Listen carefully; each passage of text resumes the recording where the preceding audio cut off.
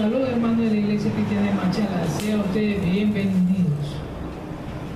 El día de hoy desarrollaremos el tema la Iglesia de estos tiempos. ¿Qué nos dicen las Escrituras al respecto de la Iglesia de nuestro Señor Jesucristo? ¿Para qué asistimos a la Iglesia? En este caso, pues hermanos, si me acompañan, nos dirigimos a la Santa Escritura, al Salmo 119, del 1 al 3.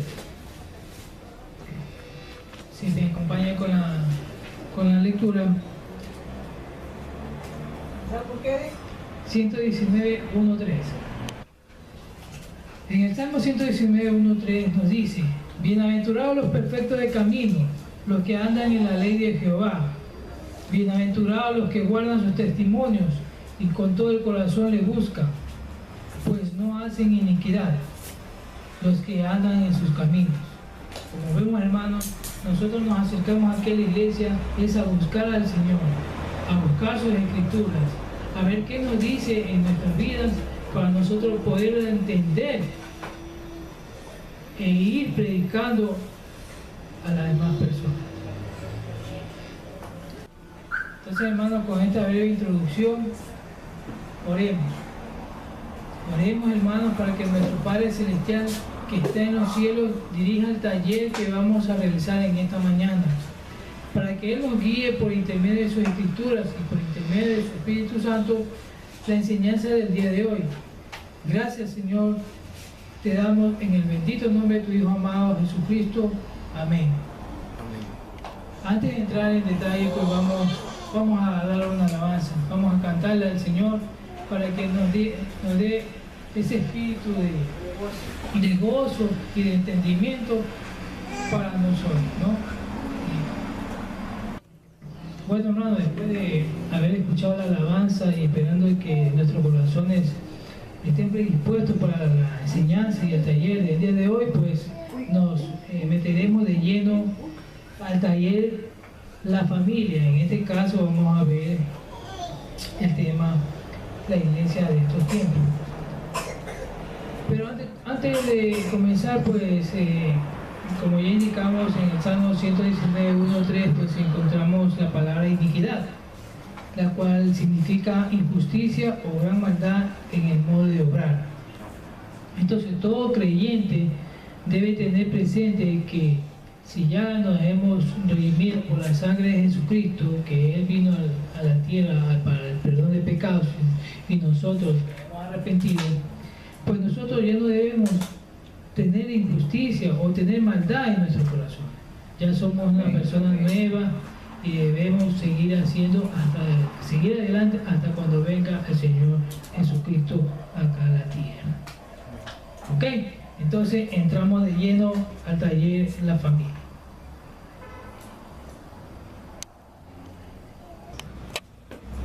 Bueno, la iglesia en estos tiempos, primeramente nosotros debemos tener presente qué es lo que significa la palabra iglesia, ¿no? En el Salmo 22, ahí nos menciona que en el Antiguo Testamento a la iglesia se le llamaba congregación, ¿no? Si nos remitimos al Salmo 22, en el cual dice: anunciaré tu nombre a mis hermanos, en medio de la congregación te alabaré. Vemos que el salmista nos dice: anunciaré tu nombre a mis hermanos, anunciaré el nombre de Dios, el de Jehová, a toda la congregación de Israel, ¿no? Y en medio de ellos se alabará el nombre,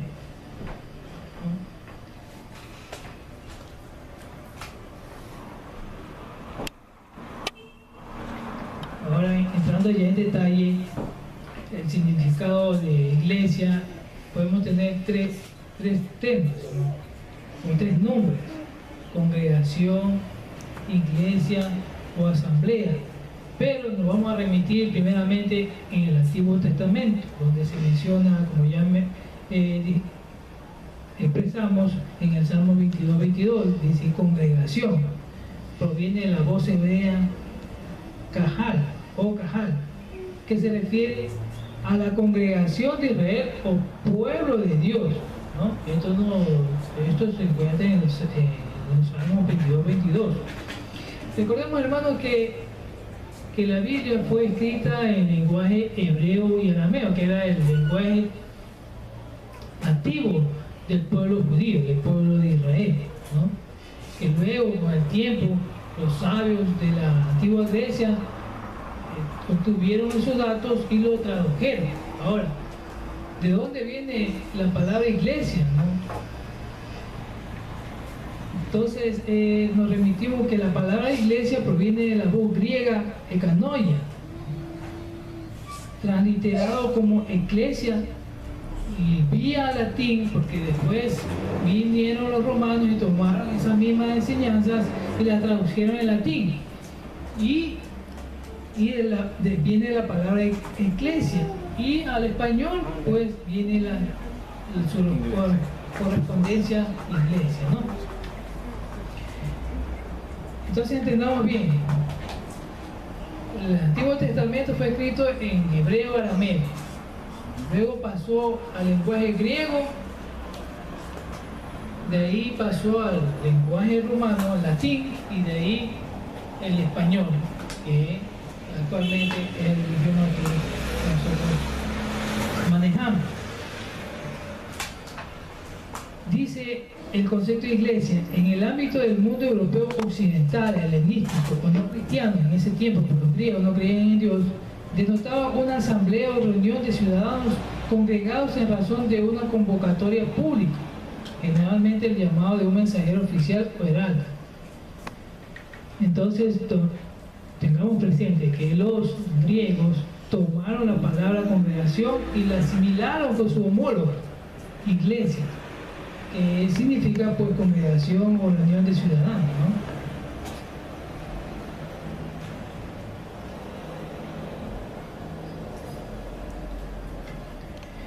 Entonces podemos definirla como iglesia, congregación o asamblea a la reunión de personas apartadas de las cosas del mundo y su entorno, cuyo eje principal es Dios, el Padre, y nuestro Señor Jesucristo, su Hijo, ¿no? Veamos ahora el tema de la iglesia de Jesucristo, ¿no? Si nos remontamos a la Biblia, a las Santas Escrituras, en Mateo 16, del 13 al 19, ahí menciona a Jesucristo la iglesia de Él. Pero leamos en nuestras Biblias lo que dice Jesucristo. ¿Cuál dice Mateo qué? Mateo 16, del 13 al 19. Dice las Escrituras, Mateo 13. Viniendo Jesús a la región de Cesarea de Filipo, preguntó a sus discípulos diciendo: ¿quién dicen los hombres que es el Hijo del Hombre? O sea, Jesucristo le preguntó a sus discípulos: ¿qué dicen los hombres? O sea, ¿quién soy yo? ¿O quién es el Hijo de Dios? ¿O cuál es? Entonces ellos dijeron, unos Juan el Bautista, otros Elías y otros Jeremías, o alguno de los profetas, ¿no? Es cuando a veces nosotros nos preguntan, oye, ¿y quién es él? ¿No? Y nosotros no sabemos qué responder. Bueno, decimos fulano de tal, vengando, ¿no? Entonces Jesús le dijo: ¿y vosotros, quién decís que soy yo? Respondiendo Simón Pedro, dijo: tú eres el Cristo, el Hijo del Dios viviente. Entonces le respondió Jesús: bienaventurado eres, Simón, hijo de Jonás, porque no te lo reveló carne ni sangre, sino mi Padre que está en los cielos. Y yo también te digo que tú eres Pedro, y sobre esta roca edificaré mi iglesia, mi congregación, mi asamblea, y las puertas del Hades o del infierno no prevalecerán contra ella. Aquí en el versículo 17, veamos, pongamos atención, dice: entonces le respondió Jesús: bienaventurado eres Simón, hijo de Jonás, porque no te lo reveló carne ni sangre, sino que el Padre que está en los cielos. Perdón. O sea, Pedro ya sabía que el Señor era el Dios, era Jesucristo, el primogénito, el que vino a salvarnos. O sea, no se lo dijo a nadie, sino por él, por el espíritu que tenía él, el que moraba, conocía que Jesucristo era el Señor, ¿no? Y como ven, pues ninguna persona se lo había dicho, ¿no? Entonces, partiendo de ese concepto de que la iglesia de Jesucristo, vamos a ver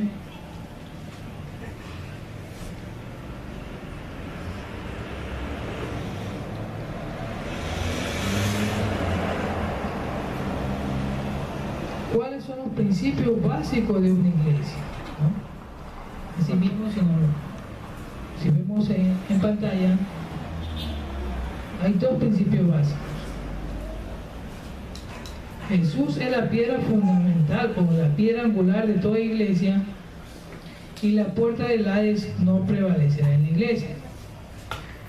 Primeramente vamos a introducirnos en el primer principio, que Jesús es la piedra angular de toda iglesia. Nos dirigimos en Santa Escritura al Salmo 118, 22.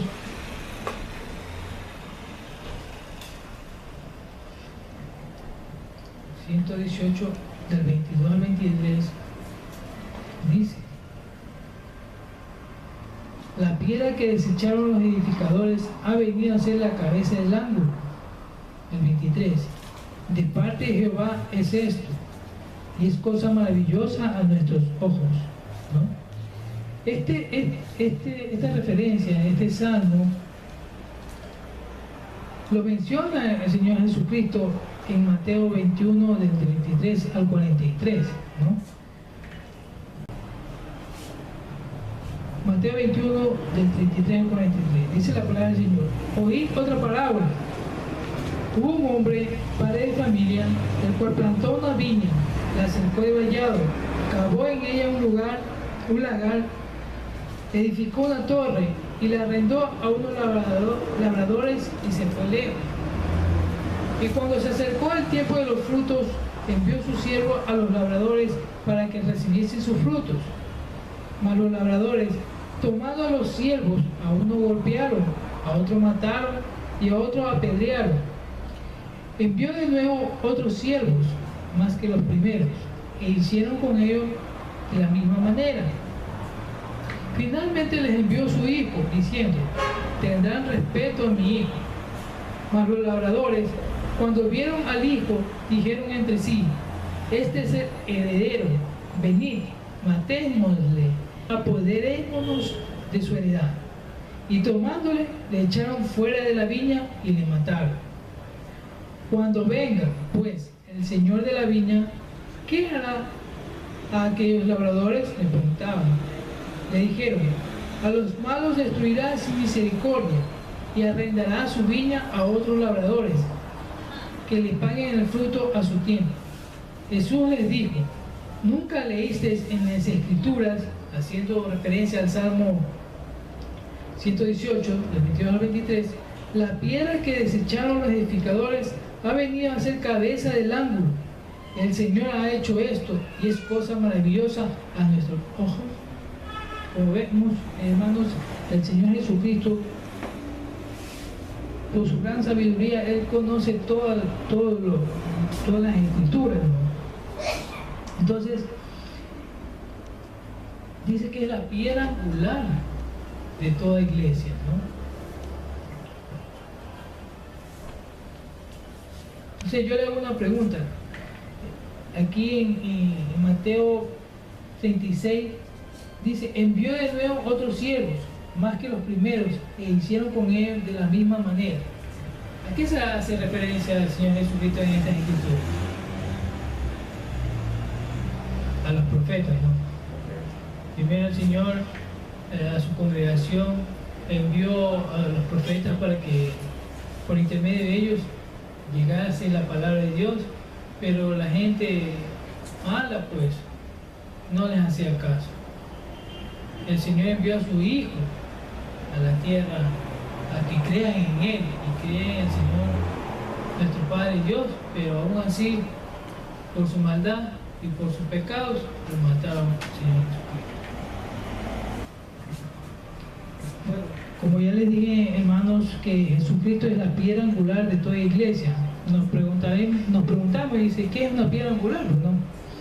Entonces el concepto de piedra angular o piedra base viene del griego apogion y del latín primario lapidis. Se deriva de la primera piedra en la construcción de una base de una cimentación de albañilería.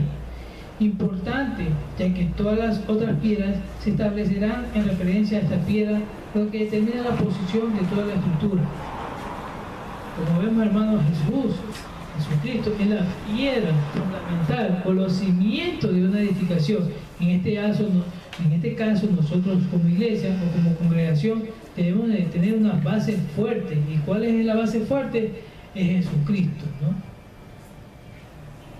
Como vemos, ¿no? Los principios básicos de una iglesia, sabemos que Jesús es la piedra angular de toda iglesia, el fundamento, la cimentación, donde toda iglesia debe estar fundada con fuertes creencias de que Jesucristo es nuestro Salvador y por intermedio de Él nosotros podemos ir a nuestro Padre Dios, ¿no?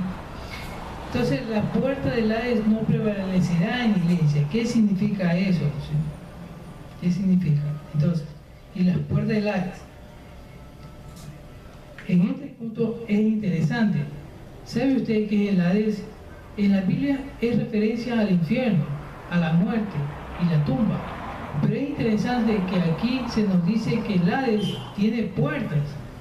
En inglés dice gates. Curioso que el infierno tiene portones. Las puertas son normalmente utilizadas para mantener algo dentro o para mantener algo fuera.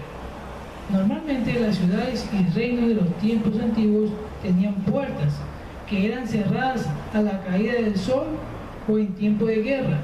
Las puertas cerradas mantenían fuera los enemigos y estos no podían entrar fácilmente.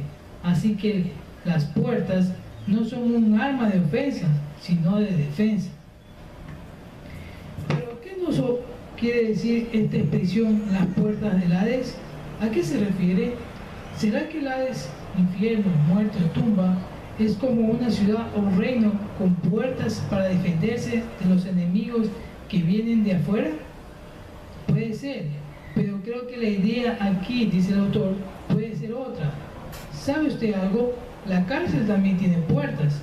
Veamos a continuación. Puertas de engaño, el pecado y los demonios, espíritus de error. Las puertas de la cárcel no son para mantener el enemigo fuera, sino para mantener presos dentro. La traducción de la NBI, la nueva versión internacional de la Biblia, dice: las puertas del reino de la muerte. En verdad, entonces podemos entender que se trata de que el reino de la muerte, el reino del diablo, de las tinieblas, tiene puertas, pero no para evitar que alguien entre, sino para evitar que alguien salga. El diablo mantiene a la gente cautivas, presas, para que no conozcan la verdad, la luz de Dios. El diablo tiene sus mentes cautivas y sus corazones entenebrecidos por la falsedad y el pecado. En 2 de Timoteo 2, del 25 al 26 dice que con mansedumbre corrija a los que se oponen, por si quizá Dios les conceda que se arrepientan para conocer la verdad y escapen del lazo del diablo en que están cautivos a voluntad de él. El profeta nos habla de la cautividad del pueblo de Dios por el Lucifer, Satanás, la cual es tipificada en el rey de Babilonia. Isaías 14.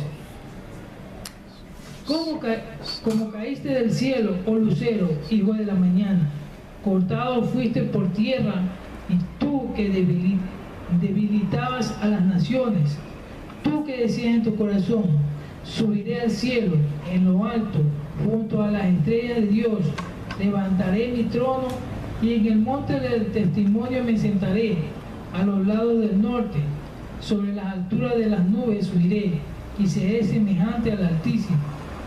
Mas tú, derribado eres hasta el Seol, a los lados del abismo. Se inclinarán hacia ti los que te vean, te contemplarán diciendo: ese es aquel varón que hacía temblar a la tierra, que trastornaba los reinos, que puso el mundo como un desierto, que asoló sus ciudades, que a sus presos nunca abrió la cárcel? El reino de las tinieblas tiene detrás de sus puertas o portones mucha gente encarcelada, gente que necesita ser libre de la cárcel del diablo, gente que necesita salvación y libertad. Esto nos trae al próximo punto: y las puertas del Hades no prevalecerán contra ella. Cristo dice que las puertas del Hades no prevalecerán contra la iglesia. La Biblia nos presenta a Cristo como alguien que vendría a traer libertad de la opresión del diablo. En Isaías 42 dice: así dice Jehová Dios, creador de los cielos y el que los despliega, el que extiende la palabra y sus productos, el que da aliento al pueblo que mora sobre ella, y espíritu a los que por ella andan.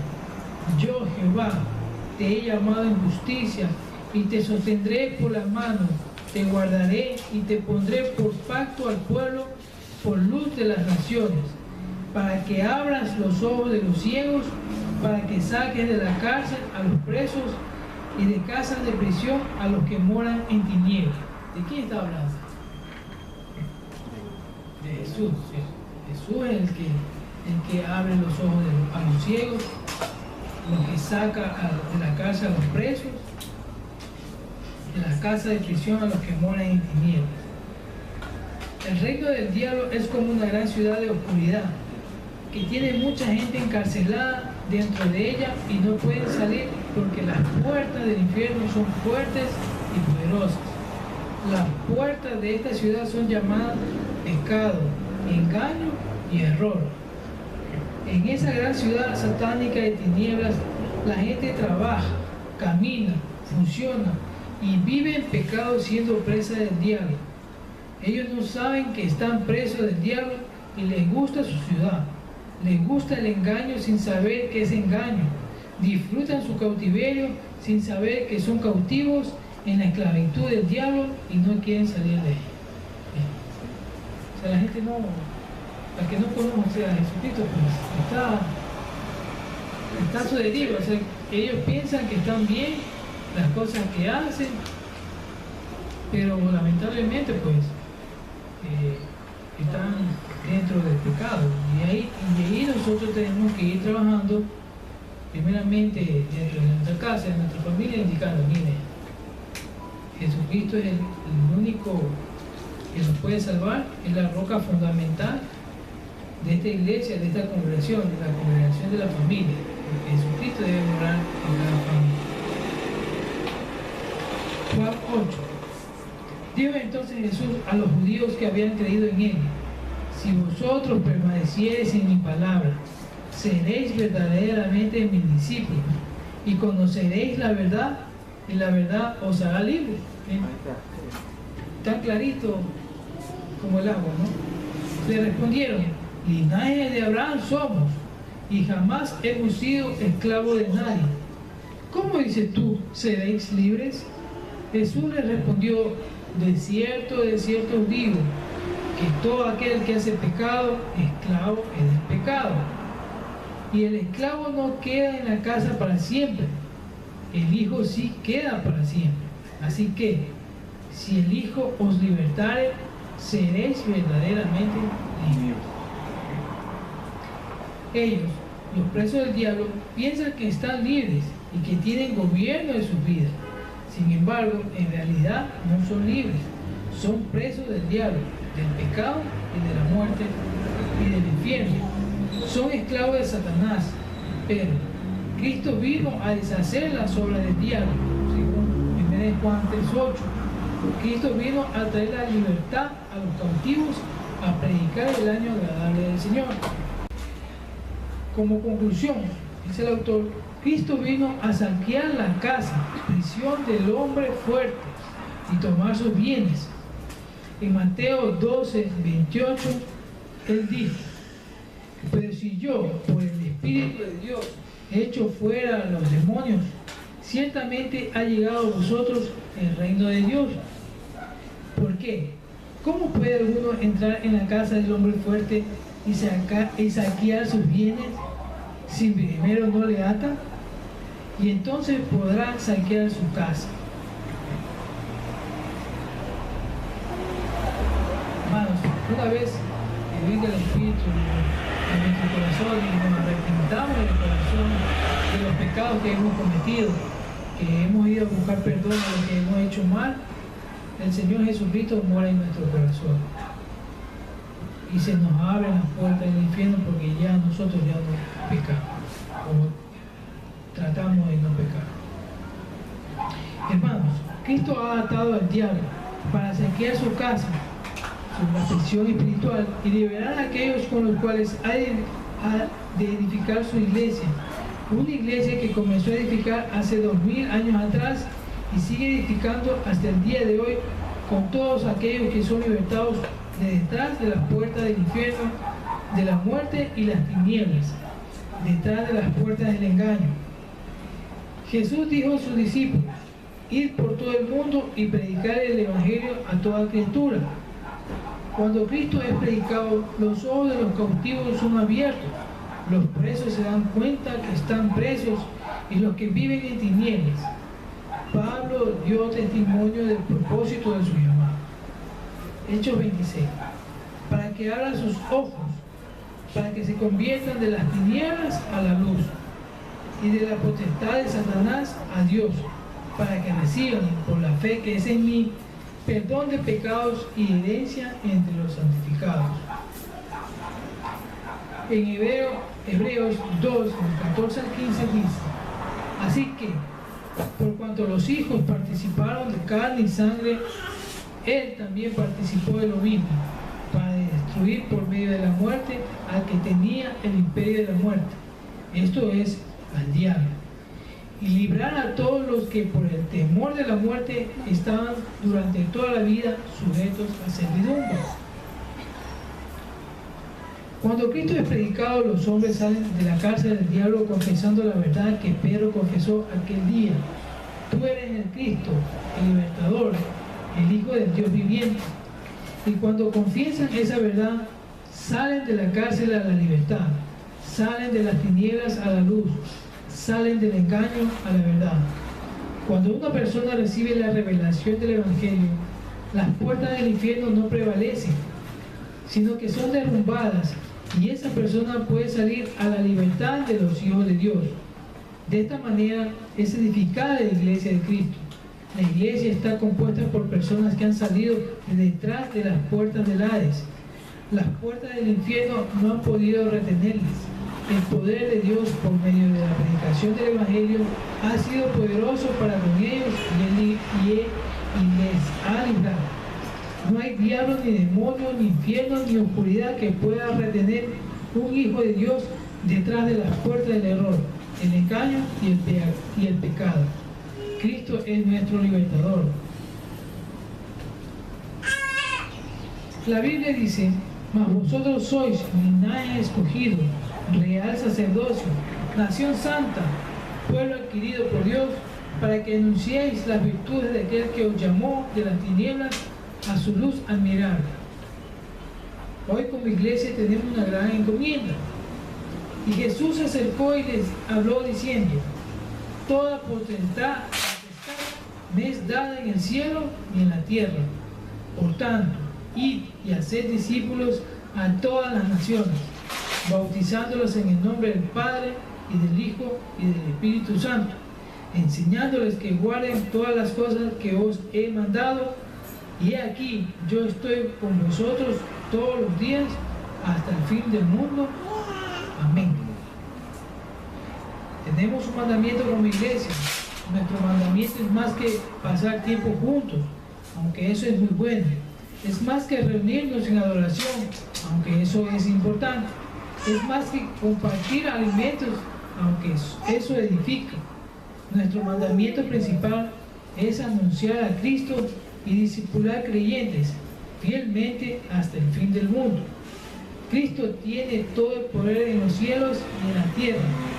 Si somos fieles al mandamiento dado, veremos la gloria de Dios, quien edifica su iglesia cada día, y las puertas del infierno no prevalecen contra él.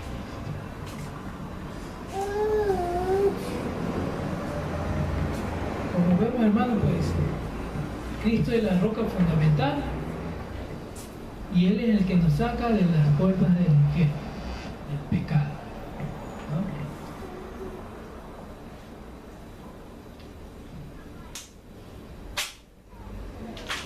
Con esto pues topamos el segundo punto, que es los principios básicos de una iglesia.